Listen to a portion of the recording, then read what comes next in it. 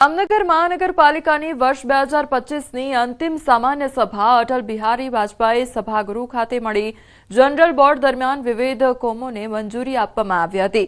સામાન્ય સભા દરમિયાન વિપક્ષે તાજેતરમાં શહેરની હોસ્પિટલોમાં પીએમજેવાય યોજનામાં થયેલા કૌભાંડ અંગે પ્રશ્નો ઉઠાવ્યો હતો। તો આ ઉપરાંત શાળાના પટાવાળા અને શિક્ષકોની ઘટ અને ભરતીને લઈ સવાલો કરવામાં આવ્યા હતા। આ ઉપરાંત સામાન્ય સભા પહેલા વિપક્ષ મહિલા કોર્પોરેટર દ્વારા સભાગૃહ બહાર વિવિધ પ્રશ્નોને લઈને રજૂઆત કરવામાં આવી હતી। તો જામનગરના આ દ્રશ્યો સામે આવ્યા છે કે જ્યાં વિપક્ષ દ્વારા વિવિધ પ્રશ્નોને લઈને રજૂઆત કરવામાં આવી હતી। તો સામાન્ય સભામાં વિપક્ષ દ્વારા અનેક સવાલો પણ ઉઠાવવામાં આવ્યા હતા। તો વિપક્ષે વિવિધ પ્રશ્નોને લઈને રજૂઆત પણ કરી છે।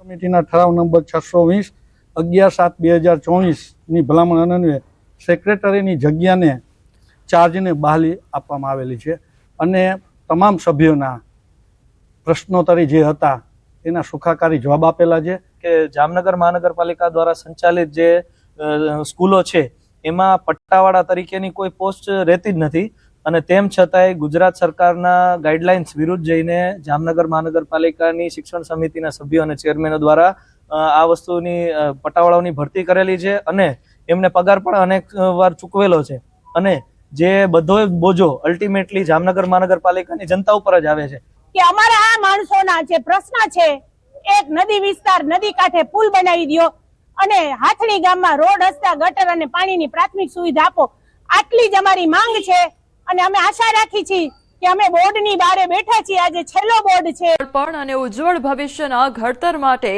વાલીઓ પોતાના બાળકોને નંદઘરમાં મોકલે છે, પરંતુ છોટાઉદેપુર જિલ્લાના નસવાડી તાલુકાના કેટલાક ગામોમાં આંગણવાડીને કારણે ભવિષ્ય જ નહીં પરંતુ જીવન જોખમમાં મુકાયું છે। નસવાડી તાલુકાના કાંધા ગામે 10 થી વધુ બાળકો આંગણવાડીમાં ભણે છે, પરંતુ ગામમાં મકાન ન હોવાથી આંગણવાડી કર્મચારીના કાચા ઝૂંપડામાં ચાલે છે। સડેલા લાકડાની છત પર તાડપત્રી ઢાંકવામાં આવી છે, જે ગમે ત્યારે પડી શકે છે। નાની જગ્યા અને સુવિધાના અભાવે બાળકોને રમકડા પણ મળતા નથી। વરસાદ અને વાવાઝોડાની પરિસ્થિતિમાં વાલીઓ બાળકોને ઘરે રાખવા મજબૂર બને છે। પાણીનું મકાન જર્જરિત થઈ ગયેલું છે, એનું મટીરિયલ પડ્યું છે, આવામાં છોકરાઓને મોકલવામાં અમારે કેટલી એ પડે। અમે ચોમાસામાં મોકલતા નહીં છોકરાઓને, વરસાદ હોય એટલે નહીં મોકલતા। પ્લાસ્ટિક બાંધેલું છે અને કાચું ઝૂંપડું છે આંગણવાડીમાં, ક્યારે પડે ક્યારે નક્કી નહીં, એટલે વરસાદ અને વાવાઝોડું હોય તે દિવસે તો અમે મોકલીએ જ ના। બેસી રહી એમ શાંતિથી, એમ ડર લાગે પણ બેસી રાખીએ વળી બને ત્યાં અમે ત્યાં જતા રહીએ ને પછી નવું મકાન મળે તો સારો ફાયદો રહ્યો। આ લગભગ 1.5 વર્ષ જેવું થઈ ગયું। ભાડાનું મકાન ત્યાં બાળકો બેસાડે હમણાં, એ જે ઝૂંપડું છે ને એ કાર્યકરનું ઘર હતું અને જે ભાડાનું મકાન એ હેલ્પરનું ઘર હતું અને ત્યાં બાળકો બેસાડે। એમાં આંગણવાડીનું મકાનનું કામ તો પૂરું થઈ ગયું છે, ખાલી લાઇટ ફિટિંગ અને કલર કામ એટલું બાકી છે, એ પૂરું થઈ જાય ત્યાં બાળકો જતા રહે છે। દિલચંદ્રિકાબેન આપી। તો સમગ્ર મામલે ગ્રામ લોકોનું કહેવું છે કે અનેક રજૂઆત છતાં કોઈ નિરાકરણ નથી આવ્યું। જો કે આ મામલે આંગણવાડી સેવિકાએ જણાવ્યું કે ટૂંક સમયમાં આંગણવાડીનું નવું મકાન બની જશે, ત્યારબાદ આંગણવાડીને ત્યાં ખસેડવામાં આવશે। જો કે હવે આંગણવાડીના નવા મકાનનું કામ કેટલા સમયમાં પૂરું થાય છે તે જોવું રહ્યું। છોટાઉદેપુર જિલ્લાના નસવાડી તાલુકાના અંતરિયાળ વિસ્તારમાં આવેલું કાંધા ગામ અને કાંધા ગામની અંદર જે આંગણવાડી જે ચાલી રહી છે, આપણે તસવીર બતાવવા માંગીશું કે આ કાંધા ગામની આંગણવાડી છે જે હાલ બિલકુલ કાચા ઝૂંપડામાં ચાલી રહી છે। તાડપત્રી એટલે પ્લાસ્ટિક બાંધીને આંગણવાડી ચલાવવામાં આવે છે। આ ગામના બાળકો અહીં જ આવે છે અને અહીં અભ્યાસ મેળવે છે, પરંતુ આપ બહારથી જ તસવીર અહીં જોઈ શકો છો કે કેવી પરિસ્થિતિ છે। અહીંથી બાળકો ચડે છે, આ જે પગથિયા છે જે પોલ મૂકવામાં આવ્યો છે, આ પગથિયું બનાવવામાં આવ્યું છે કે બાળકો પાપા પગલી કરી અહીંથી જ ઉપર ચડી રહ્યા છે અને અહીં તેઓ આવે છે અને અભ્યાસ મેળવે છે। પરંતુ આ કઈ રીતે અભ્યાસ મેળવે, આપ અંદરના પણ દ્રશ્યો બતાવીશ કે આ એ જ જગ્યા છે કે જે જગ્યા ઉપર નાના ભૂલકાઓ આવે છે, રમે છે અને અહીં જ અભ્યાસ કરે છે। આ ઉપરના જે દ્રશ્યો છે કે જે એની અંદર જે લાકડાનો જે પિલર જે છે તેમાં પણ ઉધાઈ ખાઈ ગઈ છે। આજે આપ જોઈ શકો છો કે ક્યારે પડી જાય તેનું નક્કી નહીં, આ ઝૂંપડું ક્યારે ખવાઈ જાય। અહીં જ આ જ નીચે બેસીને અભ્યાસ કરતાની ઉપર જે પંખો જે છે તેને પણ તાર બાંધવામાં આવ્યો છે। અનેક સવાલો જે છે તે અહીં ઊભા થઈ રહ્યા છે, કારણ કે નાના ભૂલકાઓ પાપા પગલી કરતા અહીં આવતા હોય છે, અભ્યાસ મેળવતા હોય છે, પરંતુ શું આવા કાચા મકાનની અંદર? હવે આ વિસ્તારના લોકો ફક્ત એક જ માંગ કરે છે કે તેઓને પાકું મકાન બનાવવામાં આવે અને ગામના બાળકોને સારો અભ્યાસ મળે, તે ખૂબ જરૂરી છે. સેજબ ખત્રી, ન્યૂઝ 18 ગુજરાતી, છોટાઉદેપુર. કોર્પોરેશન દ્વારા 1 એપ્રિલથી 15 ડિસેમ્બર 2025 દરમિયાન 7 ઝોનમાં હાથ ધરાયેલી સઘન દબાણ વિરોધી ઝુંબેશ હાથ ધરવામાં આવી હતી, જેને લઈ શહેરના માર્ગો ટ્રાફિક મુક્ત બન્યા છે. આ કામગીરી હેઠળ 11,000થી વધુ લારી ગલ્લા, 90,000થી વધુ અન્ય સામગ્રી અને હજારો બોર્ડ બેનરો દૂર કરવામાં આવ્યા છે. સાથે જ ગેરકાયદેસર પાર્કિંગ સામે કડક વલણ અપનાવી 18,000થી વધુ વાહનો લોક કરી કુલ 1 કરોડથી વધુનો વહીવટી ચાર્જ વસૂલવામાં આવ્યો છે, જેના પરિણામે શહેરના મુખ્ય અને આંતરિક રસ્તાઓ પર વાહન વ્યવહાર વધુ સરળ અને સુવ્યવસ્થિત બન્યો છે.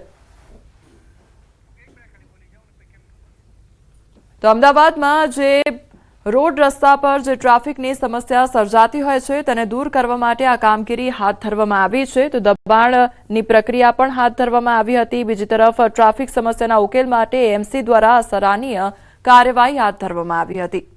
યુનિવર્સિટીના ઉત્સવ અને ઓલિમ્પિક જેવા ભવ્ય સ્પોર્ટ્સ આયોજન વચ્ચે કેસીજી દ્વારા બહાર પાડવામાં આવેલા આઉટસોર્સિંગ ભરતી પરિપત્ર સામે ઉગ્ર વિરોધ જોવા મળ્યો. વિદ્યાર્થીઓ અને કર્મચારીઓએ કાળી પટ્ટી બાંધીને પોતાનો વિરોધ નોંધાવ્યો. માત્ર 21,000 પગારે 11 મહિનાની આઉટસોર્સ ભરતીનો સખત વિરોધ કરવામાં આવી રહ્યો છે અને પરિપત્ર તાત્કાલિક પરત ખેંચવાની માંગ ઉઠી છે. વિરોધકર્તાઓનું કહેવું છે કે 300થી વધુ કોલેજોમાં સ્પોર્ટ્સ ટીચર્સની જગ્યાઓ ખાલી છે, જ્યારે કાયમી ભરતી થવી જોઈએ. ડોક્ટર વિજયસિંહ બઢેરિયાએ ચેતવણી આપી છે કે વારંવાર કોચ બદલાશે તો ખેલાડીઓની ટ્રેનિંગ અને ભવિષ્ય બંનેને નુકસાન થશે. ગુજરાત યુનિવર્સિટી મોટામાં મોટી હોવા છતાં આજે અમારી પાસે 30થી 35 વ્યાયામ શિક્ષકો અમે કામ કરી અને આજે આ રમત ઉત્સવને પૂર્ણ કરવા જઈ રહ્યા છે. અમારી માંગ એ છે કે હાલમાં કેસીજી તરફથી એક સર્ક્યુલર કરવામાં આવેલો છે અને એ સર્ક્યુલરમાં આઉટસોર્સથી અમારી જે સરકારી કોલેજોમાં ફિઝિકલ એજ્યુકેશન ટીચર્સની જે ભરતી ખાલી જગ્યાઓ જે છે એની માટે આઉટસોર્સથી ભરતી કરવાનો એક પ્રયાસ થઈ રહ્યો છે, એને અમે વખોડી રહ્યા છીએ. આઉટસોર્સિંગનો જે પરિપત્ર થયેલો છે એને અમે સખત શબ્દોમાં વિરોધ કરીએ છીએ. સરકારનું જ્યારે એનું વલણ હોય કોમનવેલ્થ કરવાનું, સ્પેશિયલ ઓલિમ્પિકનું આયોજન કરવાનું અને તમે બેઝિક માળખાની જે જરૂરિયાત છે કે ફિઝિકલ એજ્યુકેશન શું છે અને કઈ રીતે એને ડેવલપ કરવાનું એ સેન્સ તમે મારી નાખવા માગો છો આઉટસોર્સિંગથી કરવાથી. આઉટસોર્સિંગ કરવાનો કોઈ સરકારમાં યુજીસીમાં એવો કોઈ પરિવર્તન જ નથી. 11 મહિના માટેની ભરતી બરાબર, જ્યારે ખેલાડીને તૈયાર કરવામાં આવે છે ઓલિમ્પિક લેવલનું એનું આપણું જ્યારે દ્રષ્ટિકોણ છે, વિઝન છે, ત્યારે જે તે અધ્યાપક હોય છે એ 4 વર્ષ કે 10 વર્ષનું આખું ટાર્ગેટ હોય છે એનું. જે ખેલાડી હોય છે એ ખેલાડીને એવી રીતે ટ્રેનિંગ આપતો હોય છે કે વર્ષ પછી આ કરવાનું, 2 વર્ષમાં આ કરવાનું, 3 વર્ષમાં આ કરવાનું. જો તમે 11 જ મહિનામાં જે તે કોલેજમાં વિદ્યાર્થીને ટ્રેનિંગ આપતો અધ્યાપક હોય એ બદલી નાખો તો એનો કોઈ મતલબ જ નથી રહેતો. કે 11 મહિનાની ટ્રેનિંગ આપ્યા પછી બીજો કોઈ કોચ આવીને એને ટ્રેનિંગ આપે તો એ ખેલાડીનું ત્યાંથી પાછી 0થી શરૂઆત થાય છે. સુરેન્દ્રનગરના થાન તાલુકાના ખાખરાવાડી ગામની સીમમાં કાર્બોસેલની લીઝ અંગે ચેકિંગ હાથ ધરવામાં આવ્યું હતું. 2 લીઝના માલિકો અવસાન પામ્યા હોવા છતાં તેમના નામે રોયલ્ટી પાસ ઇસ્યુ કરવામાં આવતા હોવાની વિગતો બહાર આવી છે. તેમજ ચેકિંગ દરમિયાન લીઝમાં અનેક નિયમોનો ઉલાળ્યો કરી ખોદકામ કરવામાં આવ્યું હોવાની વિગતો બહાર આવી છે.